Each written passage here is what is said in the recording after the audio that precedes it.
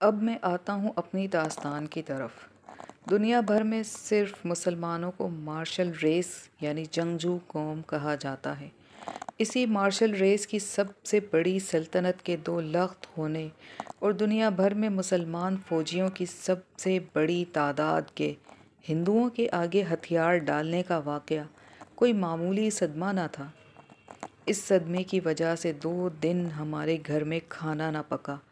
مجھ پر اس صدمے کا اتنا اثر ہوا کہ میں حالت جنون میں انتہائی تیز رفتاری سے اپنی گاڑی میں بغیر کسی منزل کے نکل گیا۔ جب ذرا حواس سنبھلے تو میں جہلم سے بھی آگے نکل چکا تھا۔ اس وقت میری ایک ہی خواہش تھی کہ میری گاڑی ٹکرا جائے اور میں مر جاؤں۔ حواس ذرا سنبھلے تو سوچا کہ مایوسی گناہ ہے، بجائے اس کے کہ میں اپنی جان بلا مقصد ضائع کر دوں، کیوں نہ اسے ملک و ملت کے مفاد پر قربان کر دوں۔ 16 دسمبر کو سقوط ڈھاکہ ہوا اور 17 دسمبر 1971 کو میرا بڑا بیٹا تربیلا کے کمپنی اسپتال میں پیدا ہوا، لیکن میں نے اس کی صورت 2 روز بعد دیکھی۔ کمپنی کا جنرل مینیجر اور میں چونکہ ایک ہی دفتر میں بیٹھے تھے، اسی لیے دن میں کئی بار اس سے ملنے کا موقع ملتا تھا۔ غالباً 20 یا 21 دسمبر کو وہ میرے کمرے میں آیا اور کہا کہ میں تمہیں لڑکے کی پیدا ہونے کی مبارکباد دوں یا پاکستان کے 2 لخت ہونے اور شکست کھانے کا افسوس کروں۔ میں نے اسے جواب دیا کہ قوموں کی تاریخ میں اتار چڑھاؤ میں 34 برس کا عرصہ کوئی حقیقت یا فیصلہ کن اثر نہیں رکھتا۔ 6 برس قبل اسی بھارت کو ہم نے ایسی شکست دی تھی کہ دوران جنگ اس کے نمائندے نے UNO میں چلا چلا کر کہا تھا، ہم ابھی اور اسی وقت جنگ بندی کے لیے تیار ہیں۔ جنگ بندی کے فوراً بعد معاہدہ تاشقند پر دستخط ہونے کے بعد بھارتی وزیر اعظم لال بہادر شاستری اپنی مکمل شکست سے بچنے کی خوشی برداشت نہ کرتے ہوئے وہیں مر گیا۔ 1965 کی جنگ میں پاکستانی بارڈر سے 240 میل دور بھارتی حکومت نے اپنا دارالحکومت دہلی سے الہ آباد منتقل کر لیا تھا۔ بغیر اعلان جنگ کے حملہ کرنے والے بھارتی بارڈر سے صرف 14 میل کے فاصلے پر لاہور اور 6 میل کے فاصلے پر سیالکوٹ جیسے اہم شہروں تک بھی نہ پہنچ سکے، جبکہ اس وقت کے کمانڈر ان چیف نے اعلان کیا تھا کہ 6 ستمبر 1965 جس کی صبح 4 بجے بھارت نے پاکستان پر حملہ کیا تھا کہ دوپہر کو میں لاہور جم خانہ میں چھوٹا پیگ وسکی پیوں گا۔ بھارتی مقبوضہ کشمیر میں چھمپ چوڑیاں کی چھاؤنی پر ہمارا جھنڈا لہرا رہا تھا۔ قصور سیکٹر میں بھارتی سرحد میں 11 میل اندر ہم ان کے خاصے بڑے شہر کھیم کرن، اس شہر میں 4 سینما تھے، پر قبضہ کر لیا تھا۔ ہم نے بھارتی ایئر فورس کے 300 سے زیادہ جہازوں کو ہوائی جنگ میں اور ہوائی اڈوں پر ہی تباہ کر دیا تھا۔ ہمارے ایک اکیلے ہوا باز محمود عالم نے سرگودھا کے ہوائی اڈے پر حملہ کر کے بھارتی MiG 19 6 جہازوں کو صرف 45 سیکنڈ میں MiG 19 سے بھی کم تر جہاز F-86 سے تباہ کر دیا تھا۔ اس وقت ہماری ساری قوم ایک تھی، جیسے ہاتھ کی 4 انگلیاں اور ایک انگوٹھا مل کر گھونسا بن جاتا ہے۔ اس وقت پوری قوم ایک گھونسا بن چکی تھی۔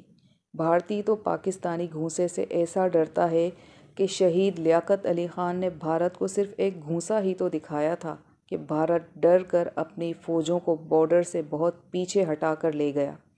لیکن افسوس، ہماری قومی سیاسی لیڈروں کے بہکاوے میں آ کر بڑھ چکی تھی، جس کا نتیجہ ہمیں اس شکست کی صورت میں ملا۔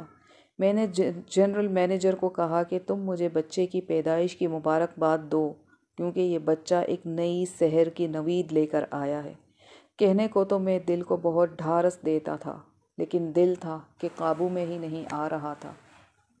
بالآخر جنوری 1972 کے دوسرے عشرے میں نے ملازمت سے استعفیٰ دے دیا اور 1 ماہ کا نوٹس پیریڈ پورا کر کے میں اپنی فیملی کو اپنے آبائی گاؤں میں چھوڑ کر راولپنڈی آ گیا اور افواج پاکستان کے ایک انتہائی حساس ادارے میں جا کر خود کو کسی بھی قسم کے خطرناک کام کو کرنے کے لیے والنٹیئر کر دیا۔ ادارے کے حکام پہلے تو حیران ہوئے کہ مایوسی کے اس دور میں ایک سویلین اس طرح خود کو والنٹیئر کر رہا ہے۔ قریب 20 روز میرے مختلف اقسام کے انٹرویوز ہوتے رہے۔ اس دوران انہوں نے اپنے ذرائع سے میرے پورے ماضی کو کھنگال ڈالا۔ جب وہ پوری طرح سے مطمئن ہو گئے تو انہوں نے مجھے درپیش آنے والی مشکلات، زندگی کے خطرے اور پکڑے جانے کی صورت میں انتہائی تشدد سے ڈرانا چاہا، لیکن وہ چاہتے تھے کہ اس ادارے کے لیے کام کرنے کا میرا ارادہ محض ایک وقتی جنون ہے تو میں بیک آؤٹ کر جاؤں۔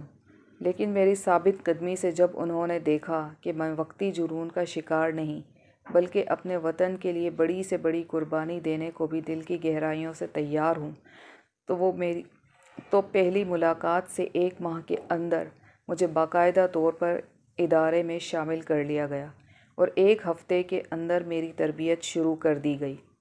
میری تربیت کے لیے 6 ماہ کی مدت مقرر کی گئی تھی، جو میں نے 4 ماہ اور چند روز میں مکمل کر لی۔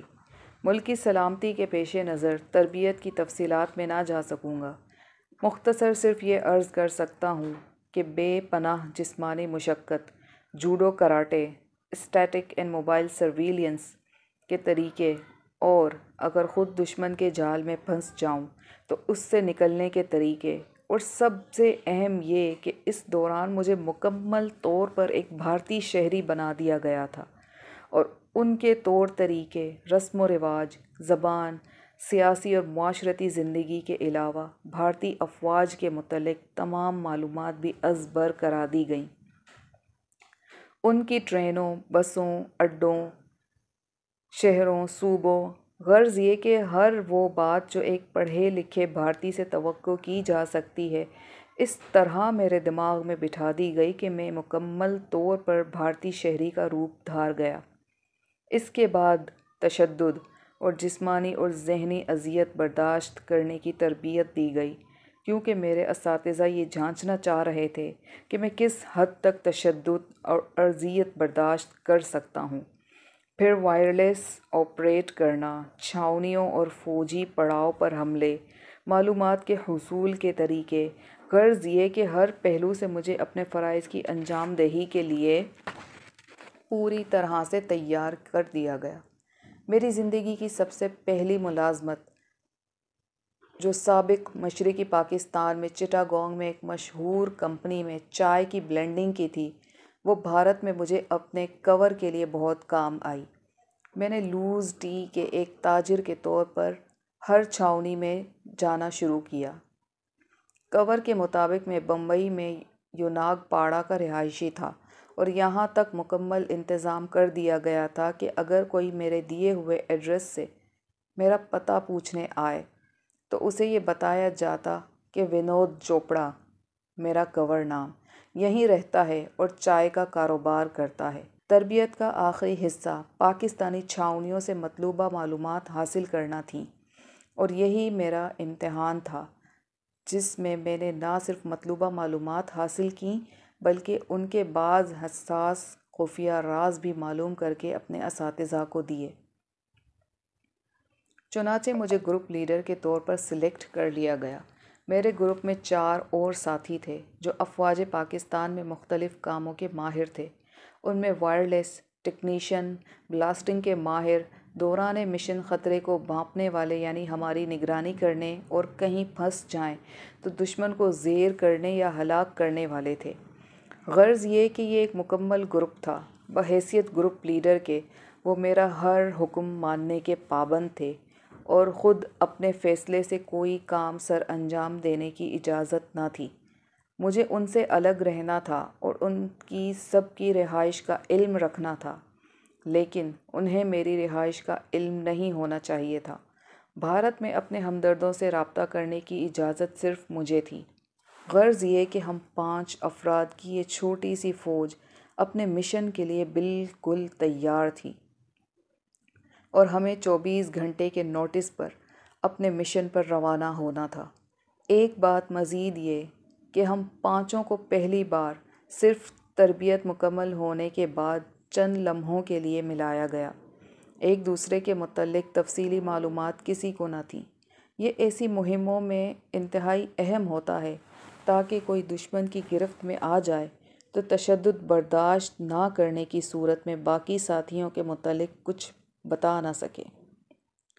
آخری کام جو اپنے رازداروں اور ساتھیوں کی حفاظت کے لیے کیا گیا تھا وہ یہ کہ ہماری ایک ایک ڈاڑھ نکال کر اس کی جگہ سخت پلاسٹک کی ڈاڑھ لگا دی گئی تھی تاکہ جب تشدد برداشت کرنے کی سکت نہ رہ جائے تو وہ ڈاڑھ چبا لی جائے۔ ڈاڑھ میں سینائڈ بھرا ہوا تھا۔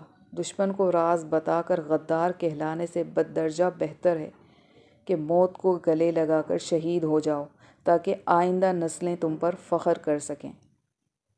یہ تھا ہماری تربیت کا مختصر احوال جس کی تکمیل پر ہمیں بھارت میں اپنے مشن سر انجام دینے کے لیے اسٹینڈ بائی پوزیشن میں کر دیا گیا تھا۔ ہم جسمانی اور ذہنی طور پر اپنے مشن پر جانے کے لیے بالکل تیار تھے۔ سقوط ڈھاکہ کے بعد بھارت اپنی 80% سے زیادہ فوج مغربی پاکستان کے بارڈر پر لے آیا تھا۔ انٹیلیجنس رپورٹس سے معلوم ہوا تھا کہ سابقہ مشرقی پاکستان کے بعد بھارت پاکستان کے اس مشکل دور سے فائدہ اٹھا کر مغربی پاکستان کو بھی نگل جانا چاہتا ہے۔ بھارت کو اپنی افواج سے زیادہ اس وقت روس سے کیے گئے دفاعی معاہدوں پر بہت غرور اور بھروسہ تھا جس کے تحت بھارت پر حملہ روس پر حملہ سمجھا جاتا۔ پاکستانی افواج نے دوران جنگ اسی بھارتی روسی معاہدے کی وجہ سے محض دفاعی جنگ لڑی تھی۔ بھارت کو اسی وجہ سے موقع مل گیا تھا کہ وہ مغربی پاکستان کے دفاعی لحاظ سے کمزور پوائنٹس پر بھرپور حملہ کر کے پاکستانی حدود میں داخل ہو جائے۔ چنانچہ جنگ بندی کے وقت مغربی پاکستان کا 5000 مربع میل علاقہ بھارت کے قبضے میں جا چکا تھا۔ افواج پاکستان ہی نہیں بلکہ پوری پاکستانی قوم مایوسی کا شکار تھی۔ پاکستان نے بعد میں افغانستان میں روسی افواج کو شکست دے کر جس کے نتیجے میں روس ٹکڑے ٹکڑے ہو گیا اپنا بدلہ لے لیا اور انشاءاللہ 71 کی جنگ کی شکست کا بدلہ بھی ہم پورا لیں گے۔ ہمارا گروپ اسٹینڈ بائی پوزیشن میں تھا کہ ہمیں 3 دن کی رخصت دی گئی اور ہدایت کی گئی کہ اپنا سب سامان گھر چھوڑ کر آئیں اور صرف جوتوں کا ایک جوڑا جو پہنا ہوا ہو اور 2 ایسے جوڑے پینٹ قمیض لائیں جن پر کوئی بھی ایسا نشان نہ ہو کہ وہ پاکستان کے بنے ہوئے ہیں۔ یہ چھٹی ہمارے لیے روانگی کا گرین سگنل تھی۔ مجھ سے کاغذات پر اپنے ورثاء کے نام لکھوائے گئے جن کی ایک کاپی مجھے اپنے ورثاء کو دینے کے لیے دی گئی۔ باقی 4 ساتھی تو باقاعدہ فوجی تھے، ان کے کاغذات پہلے سے تیار تھے۔ دوران مشن موت کی صورت میں ورثاء کے لیے معقول رقم اور بہت سی سہولیات دینے کا اندراج تھا۔ اس دوران میری والدہ حیات تھیں، بیوی اور چند ماہ کا لڑکا تھا۔ میں نے ورثاء میں پہلے والدہ کا نام لکھا اور بعد میں بیوی اور بچے کا اور 3 روزہ چھٹی پر روانہ ہو گیا۔ گھر پہنچ کر میں نے خود کو نارمل رکھنے کی بھرپور کوشش کی۔ میری بیوی تو کچھ نہ سمجھ سکی لیکن والدہ نے میری اندرونی کیفیت کو کچھ بھانپ لیا۔ میں نے اپنے گھر والوں کو یہ بھی نہ بتایا تھا کہ میں کیا کر رہا ہوں اور کہاں جا رہا ہوں۔ انہیں تو صرف یہ علم تھا کہ میں لاہور میں ایک پرائیویٹ کمپنی میں ملازم ہوں۔